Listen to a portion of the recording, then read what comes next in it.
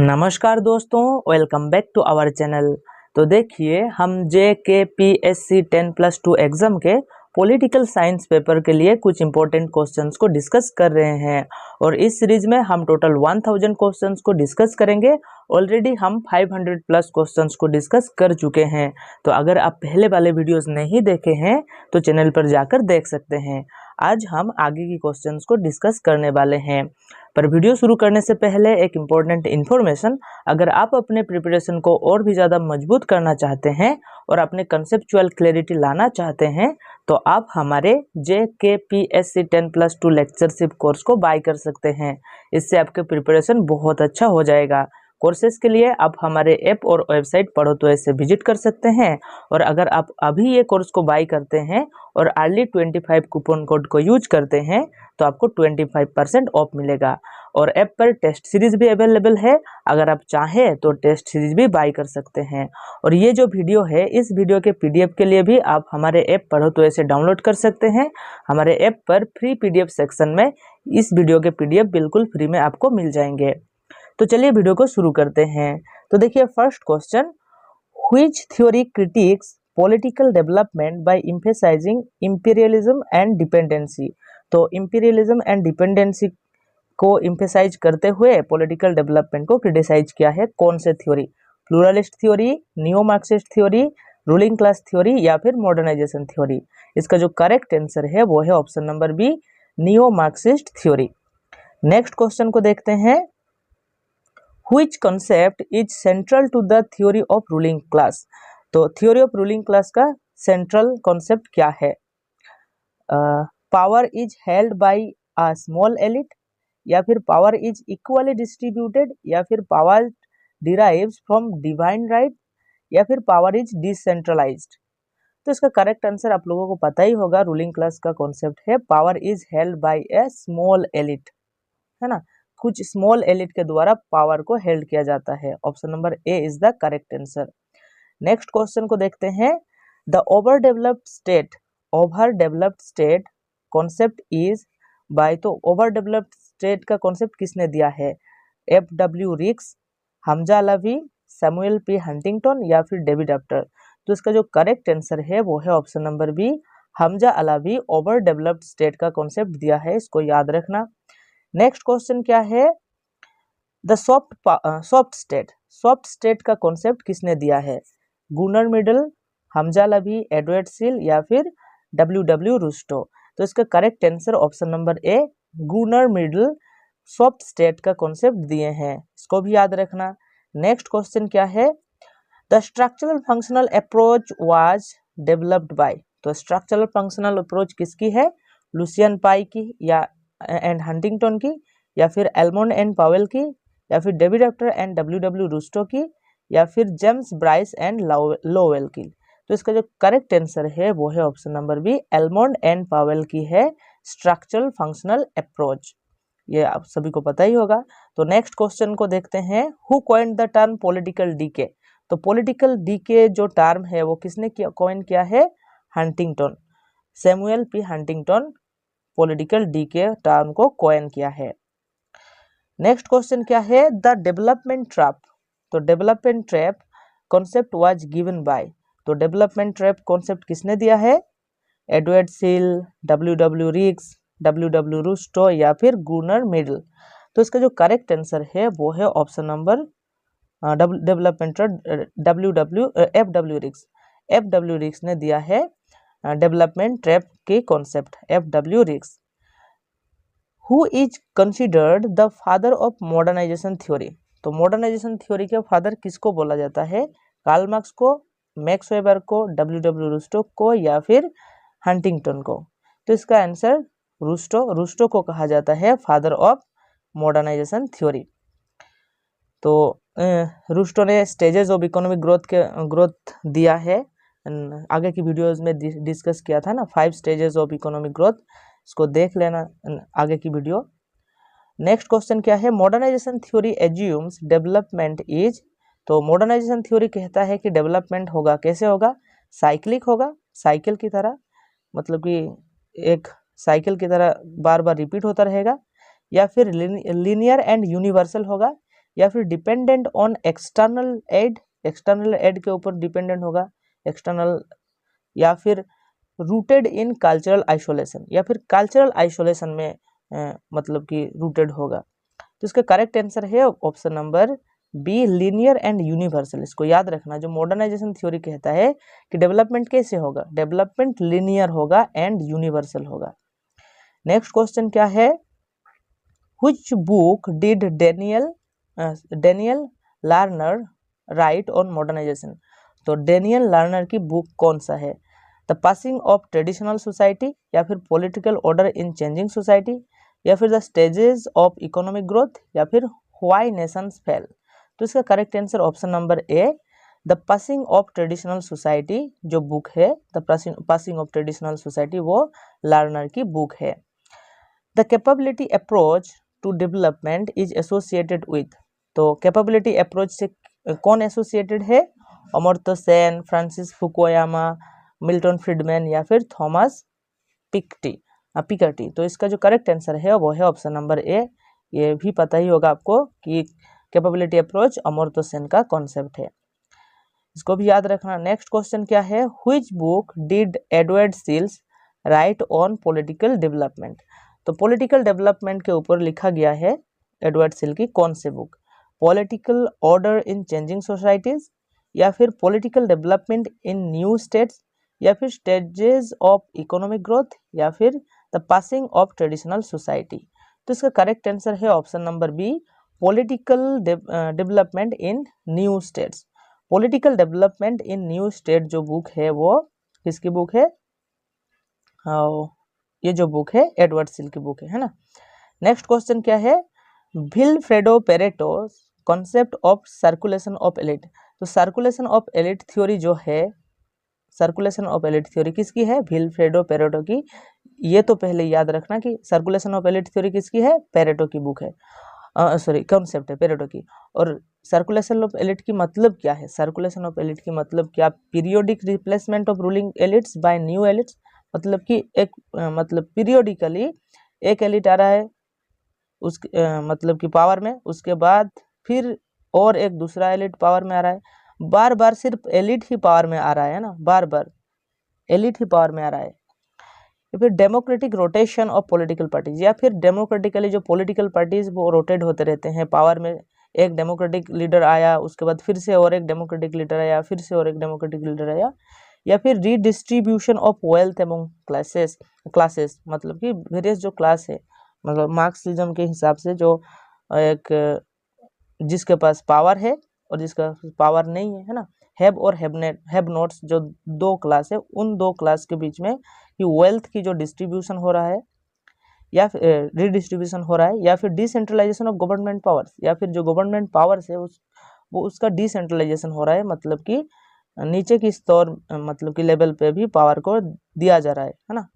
तो ये नहीं होगा, option number A is the correct answer. कि पीरियोडिक जो एलिट ही बार बार क्या होता है, मतलब रूल करते हैं, पावर में आते हैं। Circulation of elites, periodic replacement of ruling elites by new elites, जो अब रूल कर रहा है वो तो एलिट है, फिर से जो पावर में आएगा वो भी एक एलिट ही होंगे।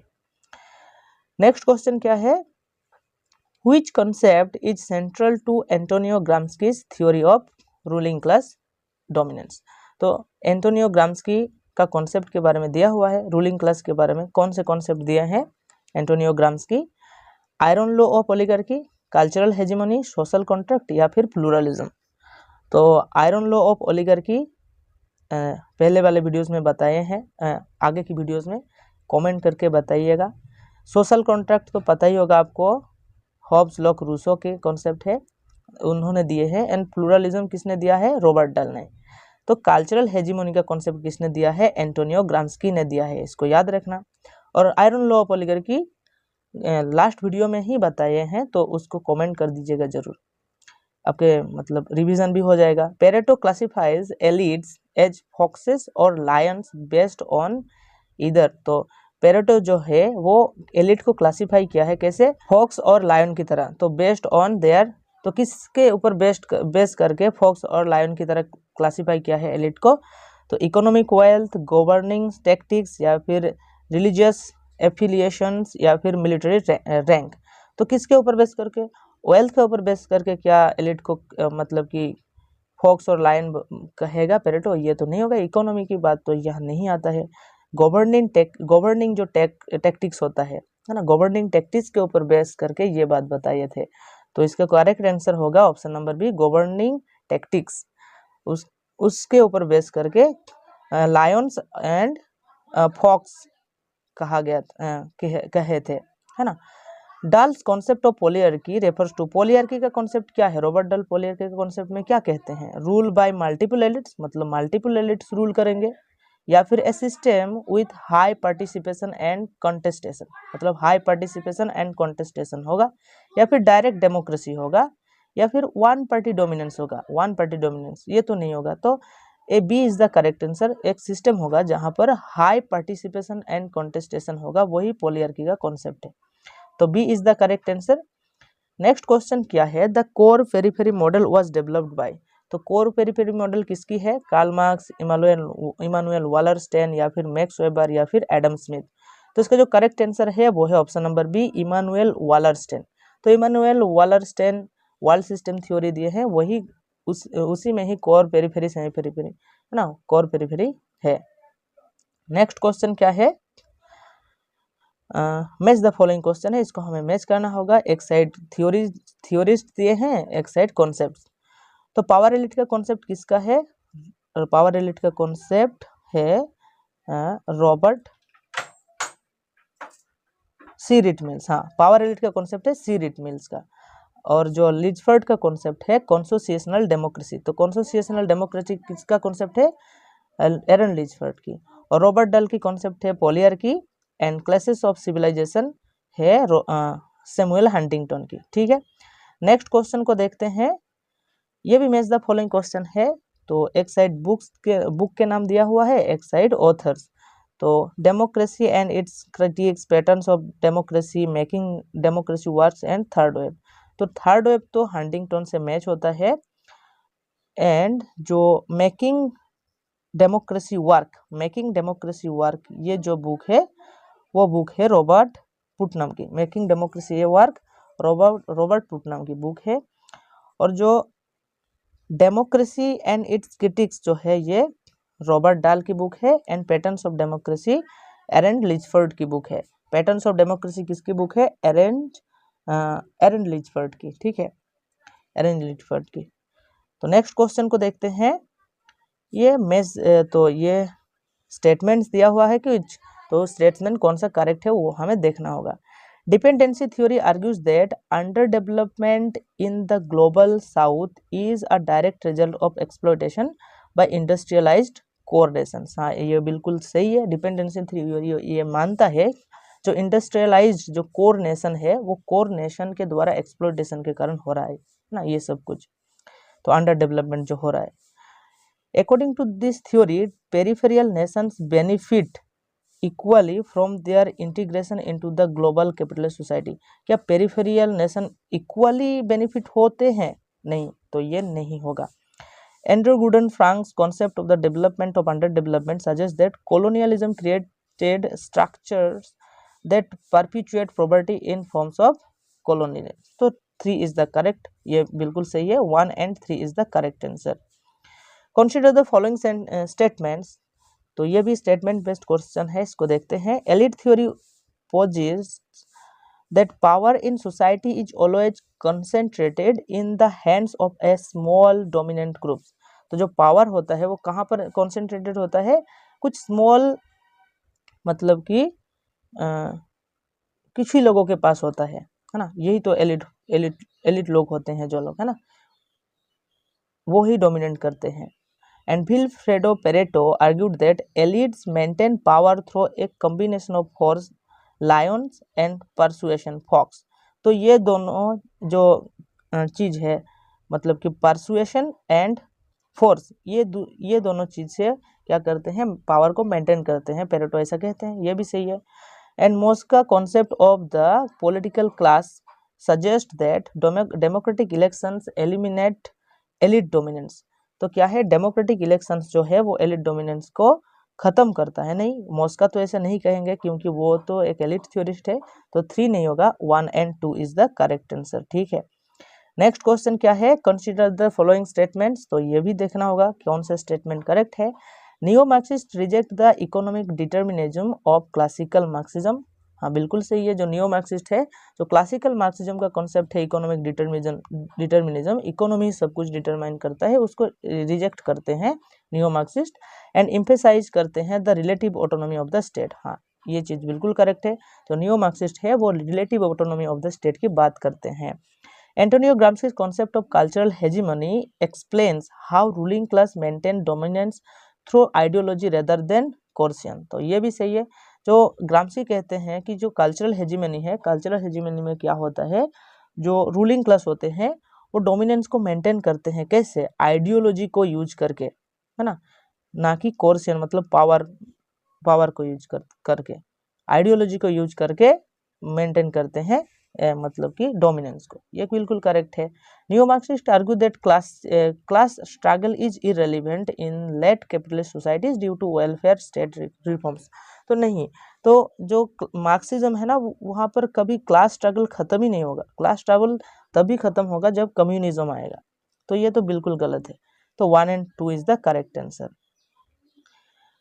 Louis Althusser's ideological state apparatus includes, तो इसे याद रखना, जो अल्थुजर है, Althusser ideological state apparatus and repressive state apparatus की बात किए है ना, ISA and RSA. Ideological state apparatus कुछ जैसे आइडियोलॉजिकल होंगे, जैसे स्कूल्स है ना, रिलीजियस इंस्टीट्यूशंस और कल्चरल, और रिप्रेसिव जैसे मिलिट्री है ना, मिलिट्री एक्शंस, जो फोर्स बाय फोर्स, जब हम फोर्स यूज करेंगे तो रिप्रेसिव स्टेट एपरेटस होंगे, तो इसका करेक्ट आंसर बी होगा, जब हम पुलिस एंड मिलिट्री ये क्या है, ये रिप्रेसिव स्टेट एपरेटस है ना, स्टॉक मार्केट तो नहीं होगा, ट्रेड नहीं होगा, तो ये स्कूल एंड रिलीजियस इंस्टीट्यूशंस ये आइडियोलॉजिकल स्टेट एपरेटस होता है अल्थुजर के हिसाब से। नेक्स्ट क्वेश्चन को देखते हैं, the bureaucratic authoritarian model of development, तो bureaucratic authoritarian model of development किसने दिया है, ओडोनेल, हंटिंगटन, सैमुअल लिपसेट या फिर पुटनम, तो इसका करेक्ट आंसर ओडोनेल ने दिया है ब्यूरोक्रेटिक ऑथोरिटेरियनिज्म का मॉडल।